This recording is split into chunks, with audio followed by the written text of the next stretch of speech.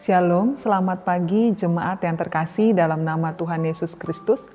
Sebelum kita membaca dan merenungkan firman Tuhan pada hari ini, mari kita bersatu di dalam doa. Kami sungguh bersyukur kepadamu Tuhan atas kebaikan-Mu yang tetap kami dapat terima sampai dengan saat ini, di mana kami bisa bangun dari istirahat kami. Dan terima kasih atas kehidupan yang akan kami nikmati ini. Biarlah Tuhan kami dapat menjalaninya dengan baik. Tapi Tuhan, sebelum kami menjalaninya, kami mohon tuntunan-Mu yang kudus, yaitu dari firman-Mu, untuk dapat mengajar kami, mengarahkan kami, mengingatkan kami, dan juga menuntun kami kepada jalan-Mu. Kiranya Roh Kudus memperbarui diri kami, memberikan kami pengertian, untuk kami dapat mengerti dan menerima firman-Mu. Dalam nama Yesus kami mohon kepadamu. Amin. Jemaat terkasih dalam nama Tuhan Yesus Kristus, firman Tuhan yang akan kita renungkan pada hari ini, yaitu hari Kamis tanggal 6 Mei tahun 2021, terambil dari Yohanes pasal 3 ayat 17. Yohanes pasal 3 ayat 17, demikian bunyinya. Sebab Allah mengutus anaknya ke dalam dunia, bukan untuk menghakimi dunia, melainkan untuk menyelamatkannya oleh Dia.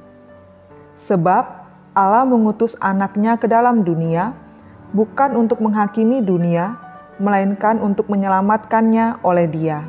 Demikian firman Tuhan. Jemaat terkasih, ada seorang bapak yang memelihara 2 ekor kucing di rumahnya.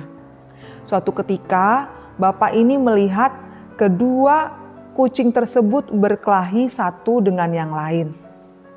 Bapak ini sangat tidak ingin kucingnya ini terluka, sehingga dia berteriak berusaha untuk memisahkan akan kucing yang satu dengan kucing yang lain. Dia berteriak, "Hus, hus, hus, pergi, ayo, jangan berkelahi." Dia berusaha memisahkan kucing yang satu dengan kucing yang lain supaya tidak ada satu kucing pun yang terluka. Lalu kemudian dia mengambil akan air, atau dia berpikir, kalau nanti ku ambil air, kasihan kucingnya, pasti kedinginan. Oh, ku ambil saja batu. Tapi kalau ku ambil batu, kasihan kucingnya, nanti dia akan terluka. Lalu akhirnya dia berusaha melerai kedua kucing ini yang semakin marah, yang ingin mencakar satu dengan yang lainnya. Tapi ketika bapak ini berusaha melerai akan kedua kucingnya ini, yang ada dia malah kena cakar kucingnya itu. Sehingga bapak ini pun terluka. Jemaat terkasih, bila mana kita berpikir bahwasanya apakah ada seseorang yang seperti bapak ini yang tidak tega untuk menyiram ataupun menimpuk akan kucing-kucing ini dengan batu? Saya rasa masih ada, tapi mungkin di antara kita tidak ada yang punya pikiran seperti bapak ini. Kenapa? Karena setelah dicakar kucingnya itu, bapak ini berpikir gimana ya caranya supaya kedua kucingnya ini dapat berpisah dan tidak berkelahi lagi, sekalipun dia sudah dicakar ataupun terluka. Lalu dalam hatinya berpikir, kalau saja aku bisa seperti seekor kucing itu, pasti aku akan membuat mereka berhenti untuk berkelahi. Ini yang saya maksud tadi. Kalau orang biasanya melihat 2 ekor kucing berantem, pasti akan menyiram air atau menimpuk dengan batu. Tidak ada seorang pun yang berpikir ingin seperti seekor kucing untuk melerai 2 ekor kucing yang sedang berkelahi, seperti pikiran bapak ini. Tapi jemaat yang terkasih, tidaklah demikian dengan Tuhan Allah Bapa kita. Kenapa demikian? Kalau ingat bagaimana Adam telah jatuh ke dalam dosa, Allah pasti bersedih melihat ciptaannya yang begitu sempurna, ciptaan yang begitu istimewa dan berharga itu jatuh dalam dosa dan akan mendapatkan hukuman ataupun mendapatkan kematian yang kekal sampai selama-lamanya. Karena tidak bisa seorang manusia berdosa masuk ke dalam kerajaan surga ataupun menerima akan kehidupan yang kekal. Sehingga Allah pun berinisiatif untuk mengirim akan utusan-utusannya, hamba-hambanya, untuk mengingatkan kembali akan manusia yang berdosa agar kembali kepada jalan Allah. Agar manusia sadar dan bertobat, menyesali, dan mau berjalan dalam jalannya Tuhan dan mengikuti akan kehendak-Nya. Tetapi jemaat yang terkasih, sekalipun sudah begitu banyak hamba-hamba Tuhan diutus untuk mengingatkan, untuk membawa kembali pulang ataupun untuk menuntun jemaat Tuhan kembali kepadanya, tetap saja masih ada manusia yang tidak mau ikut kepada jalannya Tuhan, yang tidak mau berbalik kepada Tuhan. Akhirnya apa? Akhirnya kemudian Tuhan Allah berinisiatif untuk menjadi manusia, agar manusia mengenal siapa Tuhan itu dan bagaimana kasih-Nya kepada kita ciptaannya. Karena Allah begitu mengasihi akan manusia, Allah begitu mengasihi akan seluruh ciptaannya, dan Dia ingin sekali membuktikan kepada kita semua betapa kita ini berharga, dan Dia tidak ingin kita untuk hidup di dalam kehidupan yang tidak baik ataupun kematian yang kekal. Jemaat terkasih, dalam nama Tuhan Yesus Kristus, dalam Roma pasal 5 ayat 18 ada dikatakan, akibatnya sama seperti satu pelanggaran, yaitu Adam, mengakibatkan penghukuman bagi semua orang, demikian juga satu tindakan lurus, yaitu kematian Tuhan Yesus Kristus di kayu salib, menghasilkan pembenaran dan kehidupan bagi semua orang.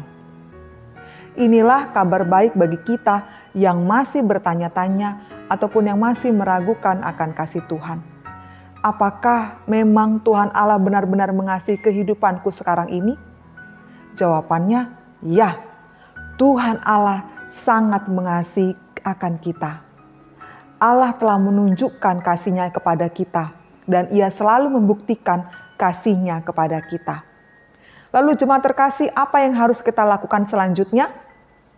Berdoalah kepada Tuhan dan berterima kasihlah kepada-Nya bahwa kutukan, kematian yang seharusnya ditimpakan kepada kita telah ditanggung oleh Tuhan Yesus Kristus, sehingga kita bisa diselamatkan dan mendapatkan kehidupan yang indah yang disediakan Tuhan kepada kita. Sangat lebih dari cukup bukti bahwa Tuhan sangat mengasihi kita. Jangan ragu akan kasih-Nya. Percayalah selalu bahwa Ia selalu mengasihi kita sampai akhir kehidupan kita. Amin. Mari kita berdoa. Kami sungguh bersyukur kepadamu Tuhan atas firman-Mu yang telah kami terima. Kami bersyukur karena Engkau senantiasa mengasihi kami. Engkau telah membuktikan kasih-Mu yang besar kepada kami dengan rela memberikan hidup-Mu Tuhan untuk kami, menyelamatkan kami, dan Engkau berjanji untuk memberikan kami kehidupan yang kekal bersama-sama dengan Engkau. Engkau juga Tuhan telah membuktikan kasih-Mu kepada kami. Dengan sampai dengan saat ini Tuhan, kami masih tetap diberikan kesempatan untuk bernafas, untuk hidup, untuk menerima kasih Tuhan, untuk menerima berkat Tuhan, untuk menjadi berkat bagi sesama, bahkan untuk semakin beriman dan percaya kepadamu.